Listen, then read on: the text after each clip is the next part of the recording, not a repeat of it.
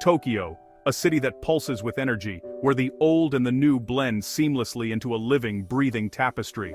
The name itself is a poem, a symphony of neon lights, ancient temples, and a million stories waiting to be discovered.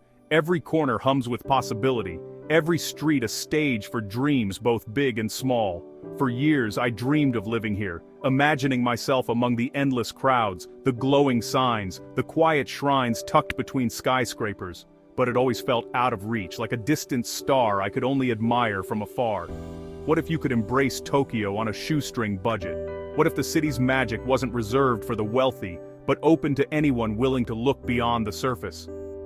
I set out to survive and thrive on just £550 a month.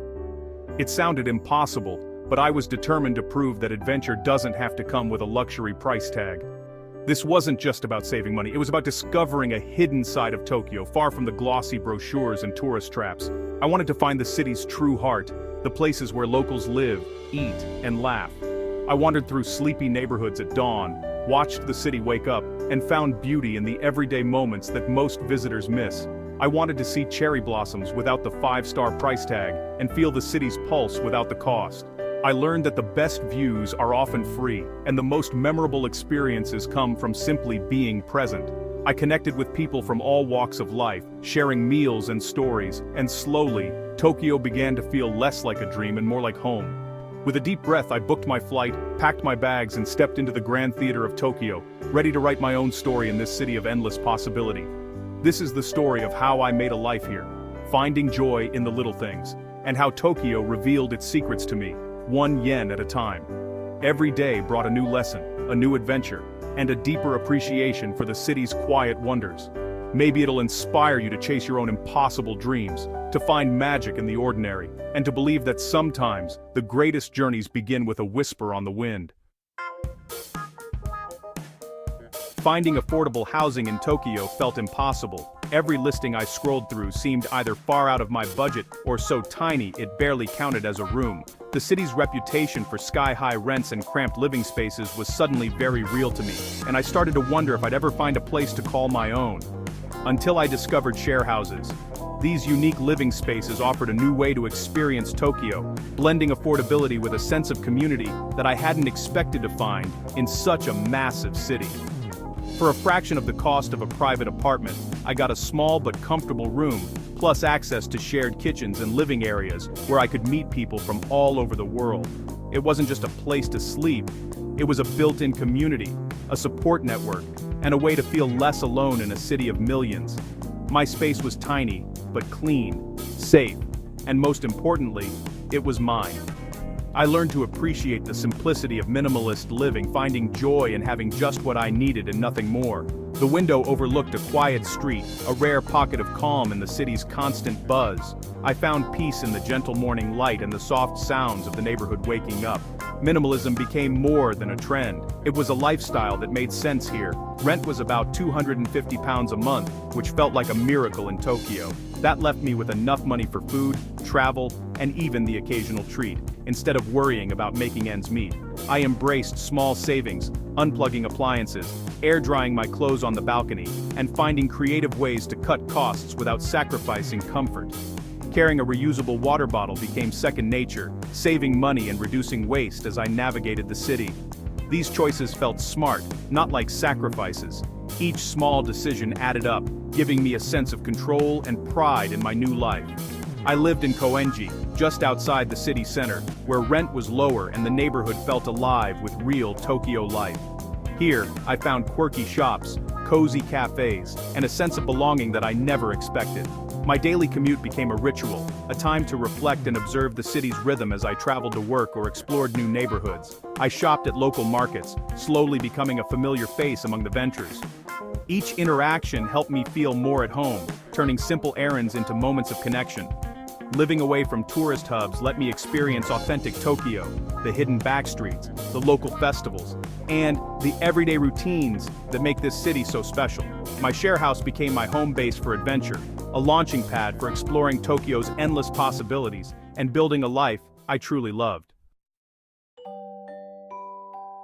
I worried about affording food in Tokyo, unsure if my budget would stretch far enough, but the city is truly a paradise for budget eaters and food lovers alike. Konbini, convenience stores, offered delicious, cheap meals, onigiri, bento, and oden for under £4. The real secret? Evening supermarket discounts, half-price sushi and bento became my daily ritual and guilty pleasure.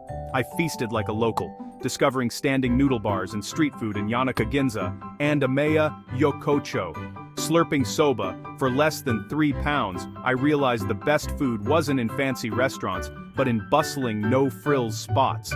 Learning a few menu characters and smiling went a long way with the locals. Eating on a budget pushed me to explore, and I never once felt deprived. Tokyo taught me that a happy heart and full stomach don't need a big budget at all. The true heart of Tokyo is its people. Beyond the neon lights and the endless flow of traffic, it's the everyday encounters that reveal the city's soul. Each face in the crowd tells a story, and every interaction, no matter how brief, is a thread in the vibrant tapestry of Tokyo life.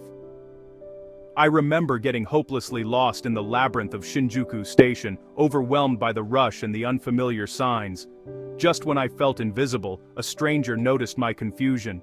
Without hesitation, they walked me all the way to my platform, smiling and chatting in gentle, broken English, asking nothing in return. It was a small act, but it left a lasting impression.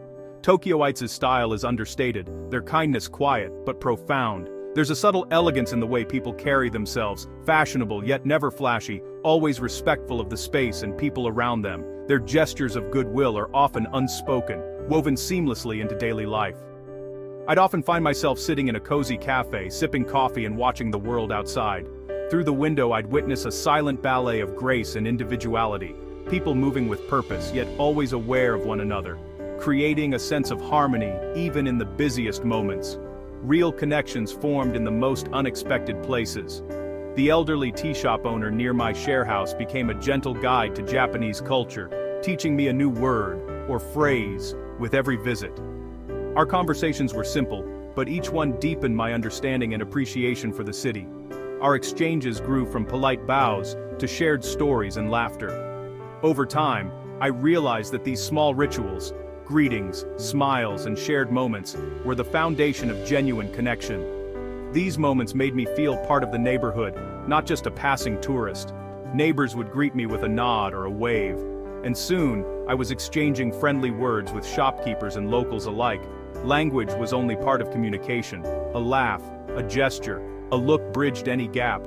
Even when words failed, kindness and warmth spoke louder than anything else, making me feel understood and accepted. In a city of millions, I felt seen and welcomed. The sense of belonging I found here was unexpected, yet deeply comforting, reminding me that home is not just a place, but a feeling created by the people around you. The people of Tokyo turned my budget adventure into a deeply human experience. Every shared meal, every friendly encounter, added richness to my journey that no guidebook could ever capture. Their warmth made the city feel like home, transforming a sprawling metropolis into a place of comfort, connection, and lasting memories. Living in Japan is like learning a new dance, full of unspoken steps. The first rule, shoes off at the door, slippers on inside. It's about respect and cleanliness. Silence on public transport is sacred, no loud conversations or phone calls. At first it felt odd, but soon I cherished the calm of the subway. Rubbish disposal is an art, sorting everything meticulously, following color-coded charts. It was daunting, but it fostered a sense of responsibility and care for shared spaces. These customs, from shoes to recycling, all reflect a deep consideration for others. They're not just rules, they're a way to connect with the culture. Navigating them helped me understand Japan on a deeper level. I found beauty in the order and respect woven into daily life. Tokyo's public transport is a marvel, vast, punctual, and surprisingly easy to master.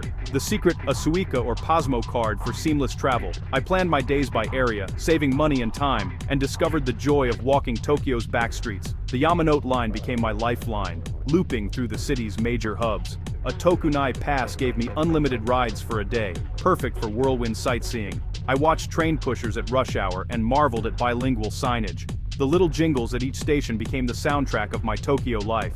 The transport system wasn't just a way to get around, it made me feel part of the city's pulse. Riding the rails, I felt Tokyo's vibrant heart beat beneath my feet. My Tokyo adventure on a tight budget turned challenge into friendship. I found luxury in simple joys, a warm melon pan, the flow of Shibuya Crossing, a shared smile. Living like a local, I peeled back the layers and discovered the city's true rhythm. Every day was a small victory, a lesson in resourcefulness and happiness. Tokyo taught me that true wealth is measured in moments, not money. If my story shows anything, it's that your dream might be closer than you think. All it takes is a single step. A bit of courage. A leap of faith. The world is full of adventure waiting for you to discover it. My journey isn't over, and I hope you'll join me for the next chapter. Until next time, keep dreaming.